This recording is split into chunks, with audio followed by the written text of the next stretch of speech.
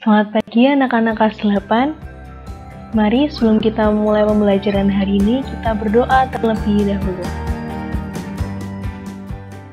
Terima kasih Tuhan, Allah yang sungguh luar biasa dalam kehidupan kami, terbukti dari penyertaan-Mu yang luar biasa sehingga kami bisa mengikuti pembelajaran hari ini. Kami sungguh sangat mengucap syukur buat kesehatan dan buat kesempatan yang telah Kau berikan. Kiranya Kau yang akan pimpin Tuhan pembelajaran hari ini dari awal sampai akhir. Kau yang akan berikan hikmat pada guru untuk dapat menyampaikan dengan maksimal. Kau juga yang akan berikan kepandaian kepada anak-anak untuk dapat menyerap materi dengan maksimal. Di dalam nama Tuhan Yesus kami berdoa, terima kasih Tuhan. Amin. Pada pertemuan hari ini, kita akan membahas mengenai tantangan iman. Yang bisa anak-anak buka pada buku Pendidikan Agama Kristen dan Budi Pekerti kelas 8 edisi revisi halaman 71. Tantangan iman masa kini, referensinya di Alkitab terdapat pada Mazmur 4 ayat 1 sampai yang ke-11. Kemarin anak-anak sudah mempelajari mengenai hidup beriman, bagaimana memelihara hidup beriman, hidup berpengharapan, serta dampak hidup dari kehidupan beriman dan berpengharapan. Pada bab ini, kamu akan dibimbing untuk mempelajari bagaimana menghadapi tantangan iman khususnya sebagai remaja Kristen. Pembahasan ini bertujuan untuk melengkapi kamu mengenal serta mengkritisi berbagai bentuk tantangan iman. Selain itu, pembahasan ini bertujuan untuk mencerahkan pemikiran mengenai memelihara iman supaya dapat menghadapi tantangan. Dunia masa kini menyuguhkan berbagai tantangan yang dapat meruntuhkan iman kamu sebagai remaja. Oleh karena itu, pembelajaran ini ingin menyadarkan kamu mengenai tantangan yang kamu hadapi dalam kehidupan sehari-hari. Selain itu, pembelajaran ini juga akan memberikanmu arahan bagaimana kamu bersikap dalam menghadapinya supaya kamu terus bertumbuh sebagai orang beriman dan tidak mengikuti arus zaman yang negatif. Terdapat 4 tantangan yang dihadapi oleh remaja masa kini menurut Andi Eka yang ditulis dalam blognya berjudul Catatan Ngocol Melihat Kejadian Sehari-hari dari Sisi Menyenangkan. Tantangan yang pertama yang harus dihadapi adalah teknologi. Teknologi, khususnya yang berkaitan dengan teknologi komunikasi dan informasi adalah berkat yang diperoleh manusia dalam rangka membantu manusia menjalani hidup lebih efisien.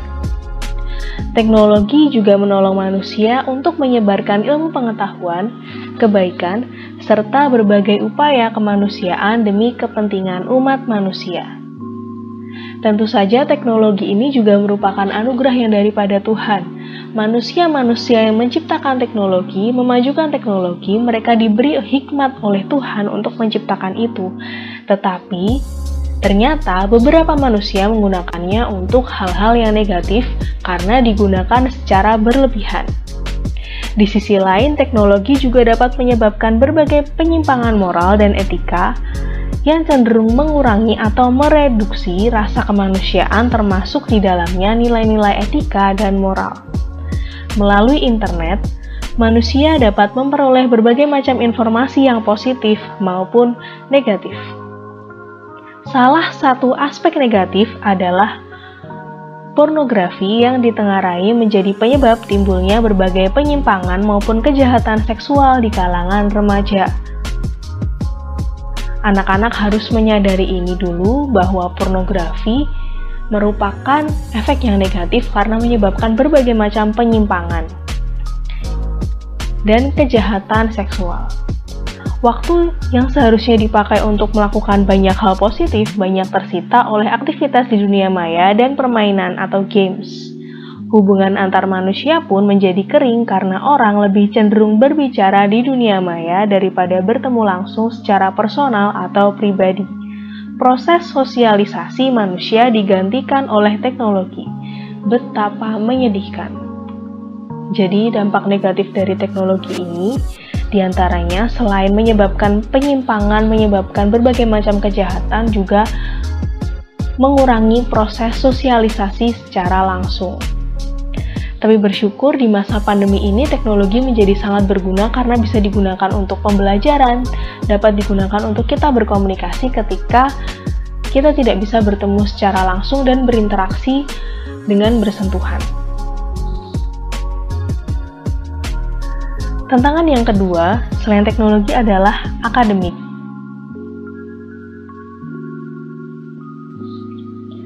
Tuntutan dalam dunia pendidikan juga amat tinggi dan cenderung menempatkan remaja dalam tekanan. Banyak tuntutan yang dibebankan pada kamu supaya memperoleh nilai tinggi di sekolah. Tuntutan-tuntutan itu seperti lulus dengan nilai memuaskan, diterima di sekolah bergengsi, favorit, atau kuliah di universitas ternama. Di samping itu, kompetisi di kelas juga amat ketat, terutama bagi kamu yang tinggal di kota-kota besar. Akibatnya, kamu harus mengikuti berbagai macam les demi mendongkrak nilai di sekolah. Seolah-olah waktu di sekolah tidak cukup memberikan pengayaan. Tidak sedikit remaja yang gemar menyontek demi memperoleh nilai tinggi. Pendidikan bukan hanya menyangkut nilai yang tinggi, melainkan bagaimana mengikuti proses pendidikan secara baik dan benar. Jadi anak-anak perlu pahami bahwa hasil itu penting, tetapi proses tidak kalah penting dari hasil. Jangan sampai hasil yang anak-anak peroleh itu didapatkan dari proses yang tidak benar, dari proses yang merugikan orang lain, dari proses yang tidak mendidik anak-anak di masa depan. Pada akhirnya, dengan proses pendidikan yang baik akan menghasilkan hasil belajar murni sesuai dengan proses dan upaya yang telah dilakukan. Hanya ada satu kunci utama sukses. Kata sukses menjadi kunci utama, hal itu positif. Namun, jika dicapai melalui proses ataupun jalan yang tidak benar, maka nilai sukses itu sendiri tidak ada artinya. Berbagai tekanan yang ada dapat menyebabkan para remaja cenderung cepat marah dan tidak sabar. Hal inilah yang menyebabkan para remaja dapat melakukan kekerasan terhadap sesama remaja maupun orang lain ketika menghadapi persoalan. Seolah-olah melalui kekerasan, keberadaan atau eksistensi dirimu nampak, dan itu tidak benar ya anak-anak. Jadi, selain mengelola kepandaian secara intelektual, kepandaian dalam hal mengontrol emosi itu tidak kalah penting. Jangan sampai karena anak-anak terlalu sibuk dengan teknologi, mungkin terlalu sibuk dengan hal-hal yang kurang berinteraksi dengan orang lain, meningkatkan emosi, dan membuat anak-anak menjadi cepat marah. Anak-anak harus berusaha, kita harus berusaha untuk mengelola emosi secara tepat, melakukan segala sesuatunya dengan seimbang dan tidak berlebihan. Tantangan yang ketiga, selain teknologi dan akademik adalah rokok, narkoba, dan miras.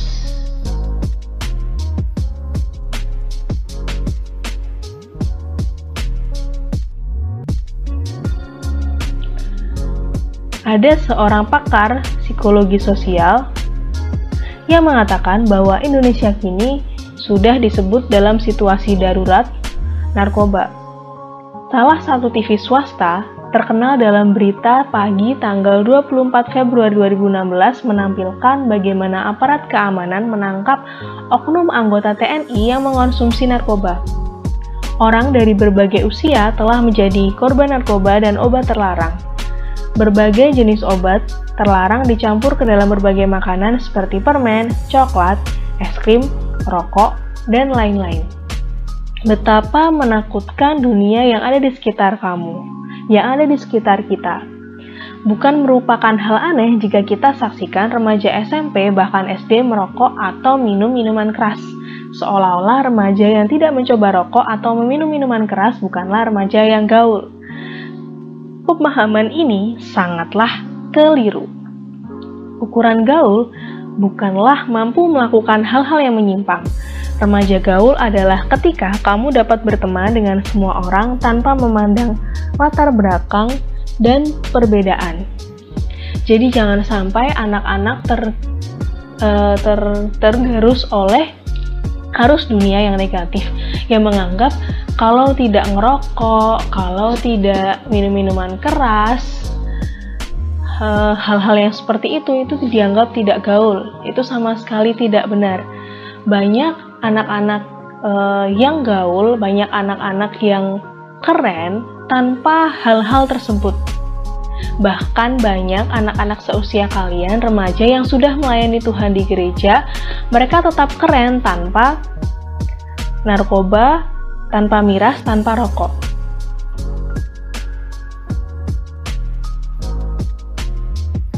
Kemudian tantangan yang terakhir, yaitu hormon.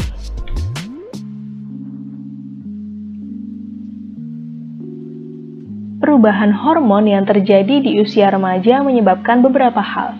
Salah satunya adalah rasa timbulnya ketertarikan pada lawan jenis. Hal itu lumrah dan sesuai dengan perkembangan biologis, psikologis, dan fisik remaja. Namun, ketika kamu tidak mampu mengontrol rasa ketertarikan terhadap lawan jenis dan ditambah dengan keinginan untuk mencoba hal-hal baru, dapat mengakibatkan terjadinya perilaku menyimpang.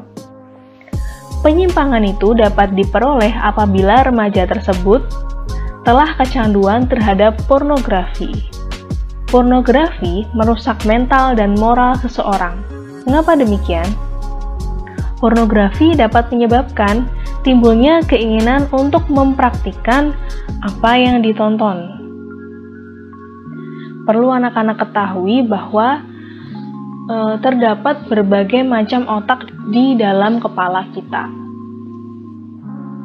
Apabila anak-anak kecanduan yang namanya pornografi, maka bagian dari otak anak-anak yang memiliki rasa kemanusiaan, yang memiliki rasa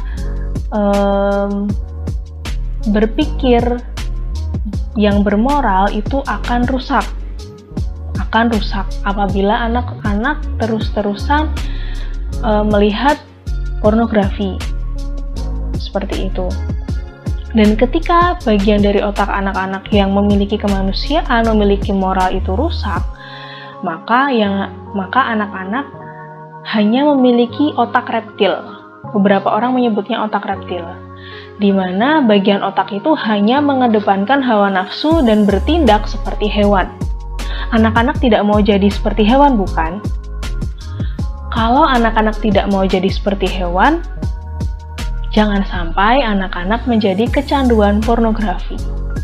Jangan sampai anak-anak merusak diri sendiri, merusak bagian dari otak kita yang sudah dianugerahkan oleh Tuhan dengan mengikuti hawa nafsu dan akhirnya perlahan menjadi pribadi yang seperti binatang. Bu Natalia sangat berharap anak-anak memiliki roh pengendalian diri dalam segala hal. Alkitab membahas mengenai tantangan iman. Jadi di samping pembahasan secara umum, kita akan membahas mengenai tantangan iman menurut Alkitab. Yang pertama adalah keinginan daging manusia. Tantangan pertama yang diberikan iblis pada Yesus berkaitan dengan makanan dan hal-hal yang menyangkut tubuh atau yang disebut Rasul Paulus sebagai keinginan daging manusia.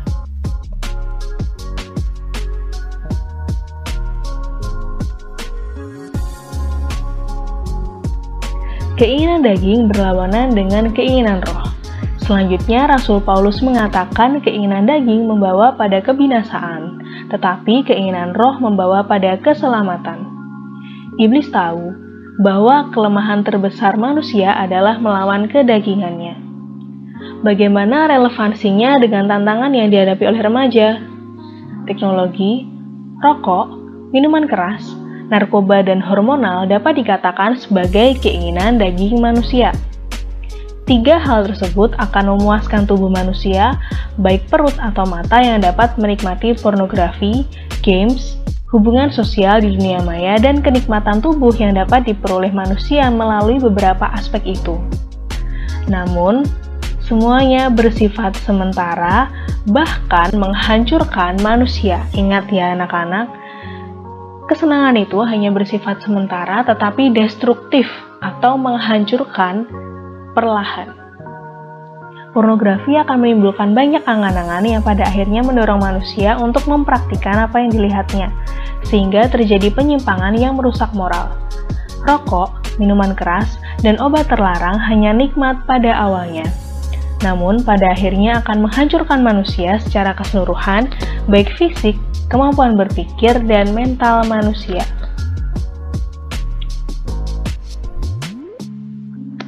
Tantangan yang kedua berdasarkan percobaan di padang gurun yang dilakukan oleh iblis kepada Yesus adalah kesombongan.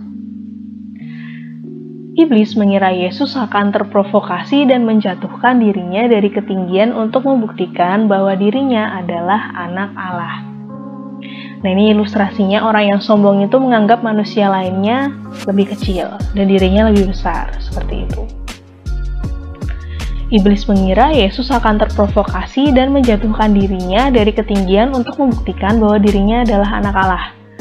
Terkadang, karena kesombongan dan harga diri yang tidak tepat pada tempatnya, remaja akan melakukan hal-hal yang menyimpang demi membuktikan harga dirinya. Remaja mudah terprovokasi untuk melakukan penyimpangan dengan alasan membuktikan eksistensi dirinya. Misalnya, kalau ada remaja yang tidak berani merokok, minum minuman keras, atau mengonsumsi obat terlarang, maka remaja tersebut akan dikatakan tidak keren atau cupu. Mereka cenderung ditolak dari kelompok pertemanan. Contoh lainnya, misalkan demi memperoleh nilai ujian yang bagus, maka jalan apapun ditempuh, antara lain menyontek.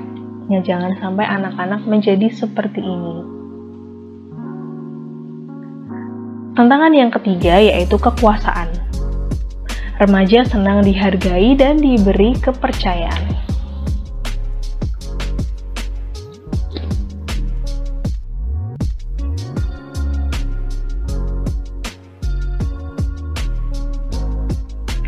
Remaja senang dihargai dan diberi kepercayaan. Remaja biasanya menuntut kebebasan dan kepercayaan yang terlalu berlebihan sehingga mereka tidak mampu memanfaatkan kepercayaan dan kemerdekaannya secara bertanggung jawab. Remaja cenderung mendengarkan teman daripada orang tua. Mendengarkan teman penting, namun mendengarkan orang tua jauh lebih penting karena orang tua selalu menginginkan yang terbaik bagi anak-anaknya. Jadi anak-anak perlu memilih, sangat-sangat perlu memilih teman yang tepat, teman yang akan mengarahkan anak-anak ke hal yang positif, teman yang akan mengarahkan anak-anak kepada pergaulan yang sesuai dengan kehendak Tuhan. Jangan sampai anak-anak menjadi salah pergaulan dan tidak mau mendengarkan orang tua lagi. Kemudian bagaimana menghadapi tantangan iman? Anak-anak bisa baca dari masing-masing ayat firman Tuhan yang menjadi referensi dari cara menghadapi tantangan iman ini. Yang pertama adalah tidak mengandalkan diri sendiri, tetapi mengandalkan Tuhan. Kemudian yang kedua setia, yang ketiga taat, yang keempat memiliki pendirian yang teguh, yang kelima tidak mudah terpengaruh, yang keenam memiliki keyakinan yang kokoh, yang ketujuh adalah tegar di tengah persoalan. Yang kedelapan adalah berani menanggung resiko. Yang kesembilan adalah tidak mengenal putus asa. Dan yang terakhir adalah berpegang teguh pada janji Allah. Yeremia 17 ayat 7-8 mengatakan bahwa diberkatilah orang yang mengandalkan Tuhan, yang menaruh harapannya pada Tuhan. Ia akan seperti pohon yang ditanam di tepi air, yang merambatkan akar-akarnya ke tepi batang air, dan yang tidak mengalami datangnya panas terik, yang daunnya tetap hijau, yang tidak khawatir dalam tahun kering, dan yang tidak berhenti menghasilkan buah. Jadi setiap manusia yang mengandalkan Tuhan itu ibarat seperti pohon yang ditanam di tepi aliran air, segar, bertumbuh, berbuah, bahkan buahnya bisa dirasakan oleh orang-orang sekitar.